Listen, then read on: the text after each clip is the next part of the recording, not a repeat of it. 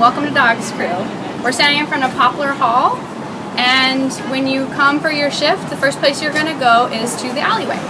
So currently we're standing in the Poplar alleyway. This is where you're going to go to check in, and also if you are a cart pusher, then you are going to come to this first garage. Cars will be coming in the alleyway through here from both directions, and this is where you'll also be greeting them as they arrive. So if people are wondering where they need to dispose of their trash, small items can go on the trash chutes on each floor, but if they have large cardboard boxes, ask them to break them down and then bring them down here. On the other side of this garage, we're going to have a cardboard disposal bin. Hello there! Some students choose to bring bicycles to campus, so feel free to share this location with them that they can bring their bicycles down, and this is also located in the garage. So after you've greeted your family and have a cart for them, this is where you are going to take the cart through this first floor entrance. So when you bring the carts in from the garage, this is where you're going to be. We're on the second floor, and these are the elevators available to you. There are 2 on each floor. Hey DAWGs Crew, we're here in Elm Hall, but this training is good for Elm, Alder, and Poplar Halls, as all of the elevators are essentially the same in those buildings, except for the location, of course.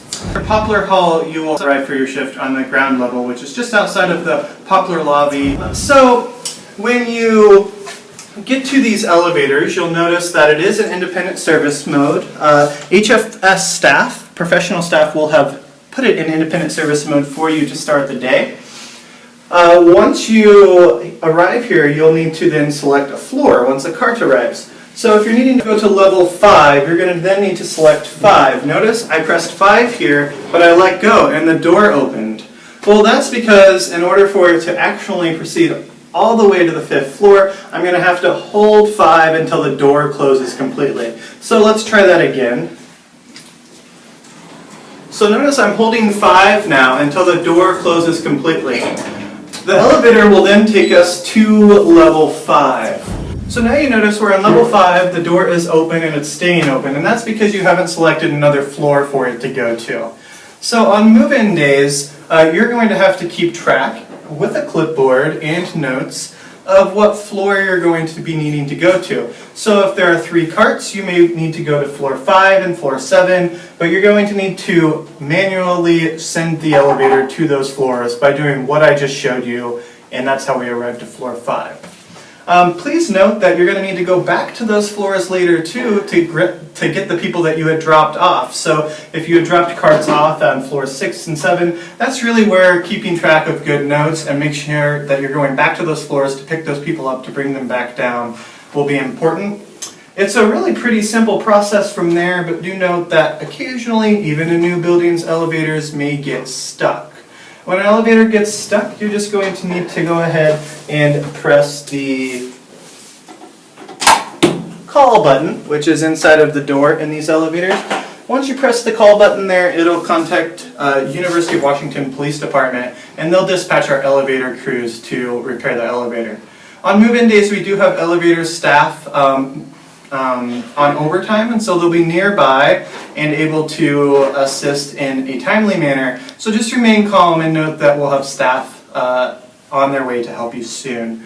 Also on the clipboard you'll have some contact information to where you can contact HFS staff to let us know sort of where in the building you're located, and we can get some folks there to help you as soon as possible as well.